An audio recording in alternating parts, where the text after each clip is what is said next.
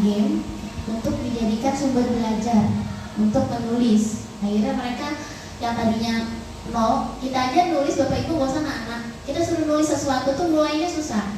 Nulis apa ya? Pertamanya kayak apa? Gak tahu. Nah itu mereka dapat bantuan data dari gamesnya. Mereka udah dapat karakternya, gak usah bikin baru. Ada plotnya dalam games, ada konfliknya kan kelahi sama siapa yang mati duluan, siapa, nah itu games. Endingnya pun udah dapet, mereka kalah atau menang, nah itu endingnya. Kalau dalam narrative text, dalam games, itu kita ambil narrative text bisa. Asal gamesnya yang tadi, games strategi atau games permainan yang ada lawannya. Kemudian, nah ini metode yang dipakai untuk lomba saya ya, Bapak Ibu udah ada yang ikut lah. Jadi tahun depan kan saya nggak boleh ikut lagi ya dulu ya, karena saya sudah juara 1 di kota nggak boleh ikut, juara 2 provinsi nggak boleh ikut. Mudah-mudahan nanti ada Bapak Ibu guru bahasa Inggris di sini yang melanjutkan nih ya kan. Nah, jangan khawatir, duitnya banyak ya. Hadiahnya itu 15 juta Bapak Ibu tahun ini per level, kota 15, provinsi 25 ya kan. Nah, satu saya dapat yang juara 2 15, main motor 1 ya ambil. Metode STAR. STAR ini situasi. Saya cepat aja deh, saya perlihatkan naskah saya saja langsung. S-nya situasi, T-nya tantangan, A-nya aksi, R-nya refleksi Bapak Ibu. Nah, ini isinya saya sudah kasih ke grup, nanti Bapak Ibu bisa tengok. Saya mau langsung kasih lihat ke naskahnya ya. Situasi itu terdiri dari 3 komponen, harus ada latar belakang, mengapa penting, dan peran tanggung jawab penulis. Saya cepat saja, nanti saya lihat naskah. Tantangan itu tantangan terdiri dari kendala dan siapa yang terlibat. Kemudian aksi itu langkah-langkahnya, siapa yang terlibat dan sumber daya. Refleksi terdiri dari dampak, hasil, testimoni, faktor pendukung dan hikmah. Bapak Ibu, ini saya perlihatkan naskah saya. Nah ini tadi, ini naskah yang saya pakai lomba kemarin, tidak saya ubah. Tapi untuk Jambore ini karena sudah dapat masukan dari beberapa pembina, ada yang saya ubah sedikit. Di sini yang saya ubah waktu Jambore, nanti saya mau ikut Jambore lagi. Ini yang saya hilangkan, pembelajaran berdiferensiasi disuruh hilangkan. Jadi langsung game stationnya, gitu. Jadi game station untuk meningkatkan. Jadi aksi dan dampaknya langsung dalam judul, gitu. Karena pembelajaran berdiferensiasi ini luas banget katanya gitu. Gak usah ditulis juga, kalau lihat dalamnya ada pasti kelihatan. Ini situasi. Tadi terdiri dari STAR ya Bapak Ibu, ini S-nya, situasi. Ini metode yang dipakai untuk perlombaan. Untuk latar belakang, ya bla bla bla bla kayak skripsi lah ya, gitu. Untuk latar belakang disarankan langsung menuju situasi sekolah Bapak Ibu semua. Kalau di sekolah yang mau Bapak Ibu tingkatkan itu keterampilan menulis, jadi diulik apa yang kurang, gitu. Terus anak-anaknya gimana situasinya, dikulik di sini di latar belakang. Kenapa kok Bapak Ibu tercetus ingin membuat best practice itu? Kemudian ini tambahan saja, tidak dipakai tidak apa-apa. Nah ini dia, ini yang penting Bapak Ibu. Adapun kondisi yang latar belakangi biasanya diawali dengan masalah. Masalahnya adalah kalau di anak saya itu di formatif tesnya itu nilainya yang tetes cuma 2 orang. Waktu pelajaran nulis naratif teks. Nah, waktu di juri saya ditanya, waktu nilainya jelek ini ibu pakai metode apa memangnya, gitu kan? Saya biasa pakai brainstorming gitu, yang dikasih tema, brainstorming bikin. Nih saya kasih tema nih, hobi, football, soccer. Walaupun temanya menarik buat mereka, tetap nggak nyampe itu naratif teksnya itu. Kenapa? Nggak punya data. Kita kalau mau nulis nggak punya data apa yang mau ditulis. Ternyata itulah masalahnya di anak saya. Mereka nggak tahu mau nulis apa. Nah itu keterampilan menulis. Kemudian ini juga latar belakang semuanya suka main games. Ini yang menjadikan saya tertarik mengangkat games sebagai best practice. Kemudian suasana yang monoton. Nah sini yang monoton tadi saya bilang cuma dikasih tema suruh ngembangkan gitu. Biasanya saya kayak gitu. Nah ini komponen kedua dalam situasi, mengapa penting, tulis saja langsung. Berdasarkan latar belakang seperti ini, praktik baik ini penting dibagikan karena tadi di dalam, nah di sini kenapa penting? Pentingnya itu bisa dijabarin untuk peserta didik pentingnya apa, untuk kita sendiri yang nulis apa, dan untuk pihak lain apa. Ini seperti apa ya kalau deskripsi ya Bu ya, manfaat ya, manfaat gitu. Manfaatnya ini apa sih gitu, cuma dia redaksinya dijadikan seperti ini. Ini disclaimer lagi, it's not the best Bapak Ibu. Jadi Bapak Ibu mau explore lagi, yang penting ada komponen ininya gitu. Nah ini peran dan tanggung jawab penulis. Dijabarin saya di dalam best practice ini sebagai apa? Di sini saya sebagai guru yang merancang dan mengelola serta melaksanakan pembelajaran yang melibatkan unsur diferensiasi. Ini kata juri yang membina saya ini kurang. Game stationnya malah nggak saya masukin di sini. Sini harusnya saya kasih game station. Masuk ke START-nya, T-nya tantangan. Tantangan itu pasti kendala. Nah ini kendala yang saya hadapi. Nggak semua anak punya handphone. Pengetahuan saya tentang games terbatas. Waktu pengerjaan pasti kurang, kalau writing itu pasti kurang. Pengaturan tempat duduk yang masih konvensional itu menurut saya sebuah tantangan atau kendala. Dijabarkan aja tantangannya di bagian kedua. Tantangan itu selain kendala, disebutkan siapa saja yang terlibat. Di sini saya melibatkan di dalam video itu ada kelas PKR 2 berjumlah 36. Kalau di kelas Bapak Ibu ada situasi khusus, sebutkan saja. Misalnya di dalam ada anak inklusi 2, ceweknya 4, cowoknya berapa, atau sebagian besar cewek gitu. Disebutkan aja situasi khas di dalam kelas gitu. Yang nanti ini bisa ditinjau kenapa kok Bapak Ibu memilih best practice itu, metode itu. Tadi ST sudah, tantangan sudah, yang A, STAR kan, hanya aksi. Nah ini aksinya itu langkah dan strategi dan siapa saja yang terlibat. Ini sebetulnya dijadikan satu, kenapa? Karena pasti di dalam langkah-langkahnya terlihat siapa yang terlibat Bapak Ibu. Saya tidak melibatkan guru lain, saya melibatkan siswa saja. Karena pembelajarannya dalam kelas. Kalau yang biasanya keluar-luar, ke outdoor class, biasanya melibatkan orang lain.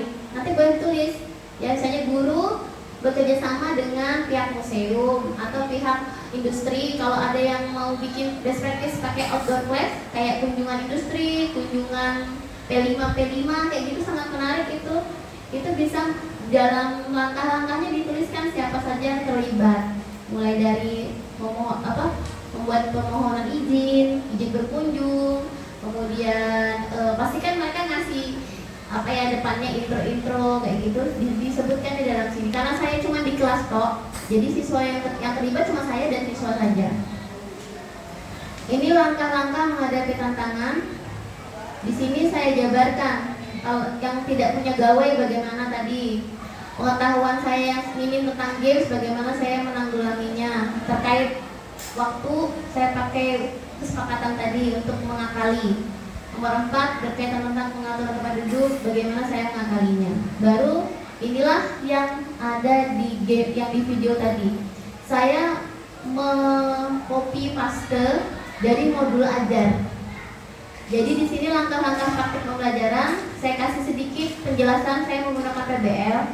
Di sini ini adalah modul ajar seperti Bapak Ibu. Saya copy paste ke dalam naskah best practice saya. Teman, dalam modul ajar saya kelihatan, ini sintak dari PBL-nya kelihatan, ini orientasinya apa, ya, organisasi, sintak-sintak dari atau urutan-urutan PBL-nya ada. Kalau Bapak Ibu punya project based learning, maka sintaknya juga harus sintaknya project based learning, kayak gitu. Nah ini semua sudah. Nah ini komponen ketiga yang ada dalam aksi, sumber daya yang digunakan. Jika Bapak Ibu lihat, saya juga sudah share di grup. Ini semua yang saya pakai saya tulis, dari mulai gawai itu handphone, jaringan internet, kertas dan alat tulis. Saya tulis semua, spidol kecil, pulpen, pensil warna, gunting, semuanya saya masukkan, dan tujuan dan pemakaiannya. Internet buat apa, handphone buat apa, itu jelaskan. Kertas HPS buat apa, semua jelaskan. STAR, S-T-A-R, situasi, tantangan, aksi yang refleksi. Refleksi.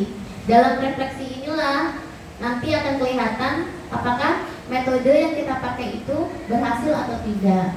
Jadi punya dampak, hasil dan testimoni. Dampak, hasil dan testimoni bisa dipisah atau bisa digabung Bapak Ibu. Strategi ini berdampak positif, hasilnya terlihat. Nah ini hasilnya nilainya alhamdulillah tuntas semua. Yang tadinya 2 orang saja yang tuntas, Setelah diberi metode, diterapkan metode games ini, akhirnya tuntas semua, bisa bikin cerita semua, bisa menulis naratif teks semua. Ya iya, karena mereka dapat data, punya data untuk ditulis, karena memang itu kendalanya kalau nulis. Nah, ini peserta didik merasa senang. Ini testimoni ya, sebetulnya bisa dijabarkan lagi setelah berdasarkan wawancara atau berdasarkan kuesioner peserta didik. Ini terlalu apa ya, kayak nggak nyata gitu loh. Sebetulnya ini bilang dosennya, ini kasih aja Bu, misalnya berdasarkan kuesioner yang saya bagikan, peserta didik merasa dapat simpulkan peserta didik merasa senang gitu, karena ini belum direvisi ya, kayak gitu. Ini dampaknya, hasil testimoni udah tadi, ini 3 ya, dampak hasil testimoni. Dan yang selanjutnya faktor pendukung. Setelah kita kasih review sedikit, kenapa game session tadi itu kok berhasil gitu.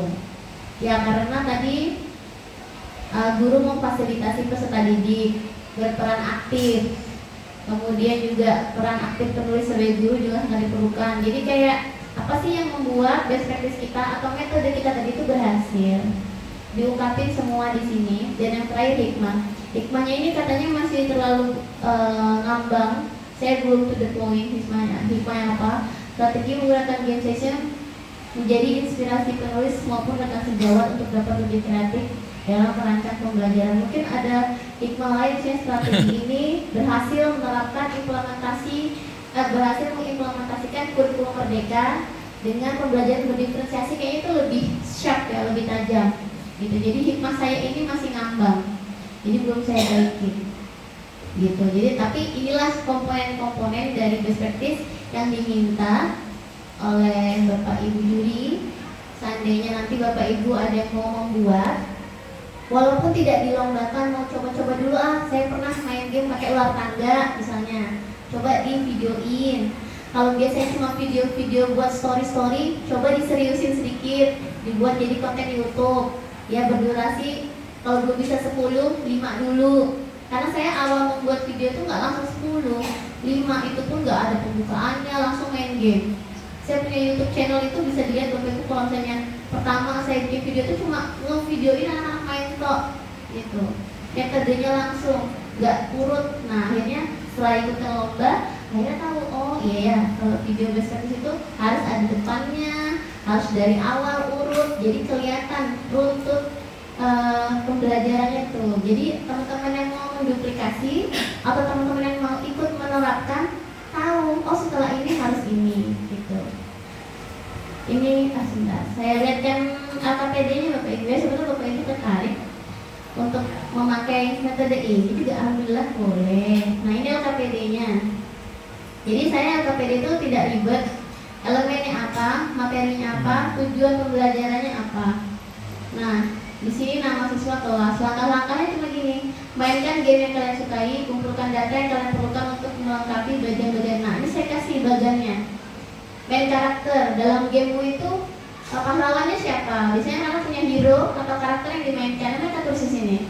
Karakteristiknya hero bagaimana? Oh hero saya tuh pakai senjatanya pedang, dia itu punya badan gede, warnanya hijau, misalnya gitu. Dia tulis di sini karakteristiknya. Teman-temannya biasanya kalau dia permainan tim, dia punya teman, satu timnya itu siapa saja. Karena itu nanti bisa dituliskan menjadi sebuah naratif teks. Tepatnya biasanya dalam cerita itu settingannya ada kingdom apa kek, kingdom of war, tower atau apa. Tujuannya apa? Di sini tujuannya mengalahkan musuh pastinya, mengalahkan siapa? Saya bilang gitu, mengalahkan tim lawan, tim bernama ini.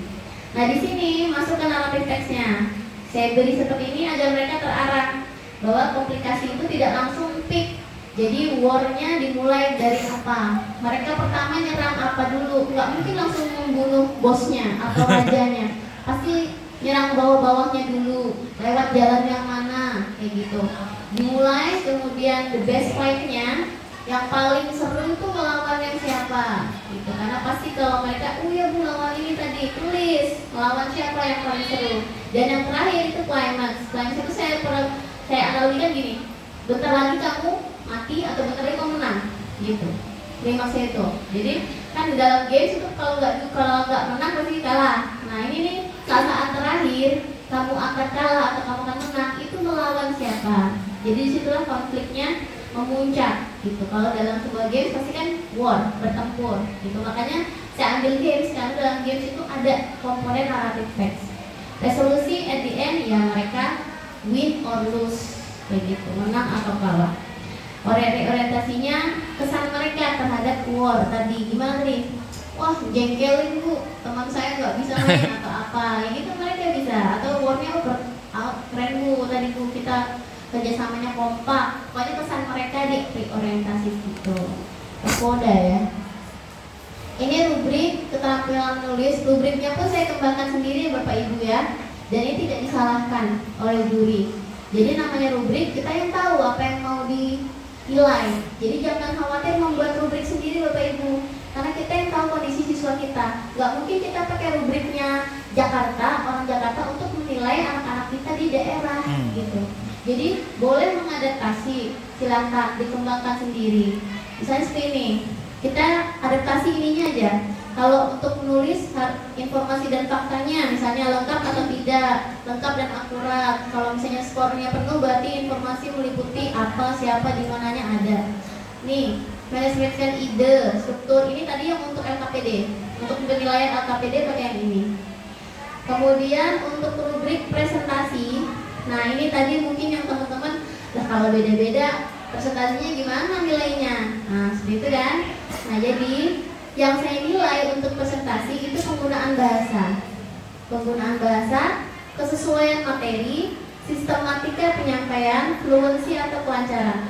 Mau dia pakai puppet show, mau dia pakai komik, mau dia pakai cara-cara atau produk-produk yang lain, selama dia bahasanya itu misalnya digunakan mudah dipahami, saya kasih skor 4. Selama materinya sangat sesuai, saya kasih skor 4. Selama dia struktur narasinya jelas, urut, runtut, saya kasih skor 4. Apapun produk yang ditampilkan. Jadi yang saya nilai ini. Dan ini saya kembangkan sendiri. Kenapa dikembangkan sendiri? Gak ada rubrik diferensiasi Bapak Ibu. Mau sampai mana juga gak ada. Nyari. Saya sudah searching Google differentiated rubrik, itu gak ada. Memang kita harus kembangin sendiri sesuai apa yang kita kembangkan di dalam kelas. Nah Bapak Ibu, hikmahnya apa? Jika kita melakukan, jika kita membuat deskripsi ini, kita kayak explore terus diri kita. Bisa nggak ya ini disederhanain buat siswa saya? Saya banyak nonton video luar negeri, ya kan bagus-bagus, tapi bisa nggak diadaptasi ke siswa kita ya, yang di daerah ini kayak gitu, yang di Kilo ya kan, yang cowok semua kayak gitu. Karena setiap kondisi kelas beda-beda, Bapak Ibu. Jadi kalau Bapak Ibu mau mencoba cara ini, siapa tahu ya, boleh banget. Silakan Bapak Ibu nanti duplikasi, modifikasi. Karena games itu komponennya banyak, bisa buat descriptive text, bisa buat procedure text juga bisa. Jadi tinggal kita menyesuaikan LKPD-nya aja, LKPD-nya kita sesuaikan. Jadi gitu. Untuk pembuatan video, ini saya juga sudah berikan. Nah, ini yang saya buat Bapak Ibu. Untuk membuat video agar runtut, saya membuat storyboard sederhana dulu agar tidak ada video yang terhilang gitu, ada tidak terskip. Jadi biasanya saya membuat rencana mau bikin tag video apa gitu. Ini biasanya saya scene 1, saya bumper judulnya harus ada, scene 2 opening saya harus ada, scene 3 guru masuk kelas. Tadi ada scene saya tuh masuk dari luar gitu.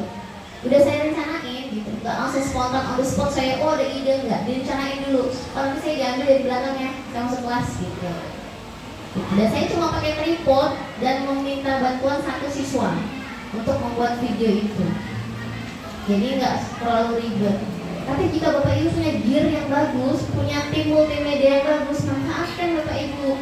Ya, kalau bisa maksimal, kenapa tidak? Kalau untuk dilombakan ya. Tapi kalau untuk mau coba-coba sendiri, udah pakai handphone aja, nggak apa-apa gitu. Jadi begitu, sudah saya bagikan materinya. Mudah-mudahan bermanfaat buat teman-teman, terinspirasi ya. Selain untuk pengembangan diri kita, cuannya juga lumayan Bapak Ibu ya. Jadi ayo semangat lomba ya. Gitu. Sudah mungkin terima kasih. kasih. Wassalamualaikum warahmatullahi wabarakatuh. Waalaikumsalam warahmatullahi wabarakatuh.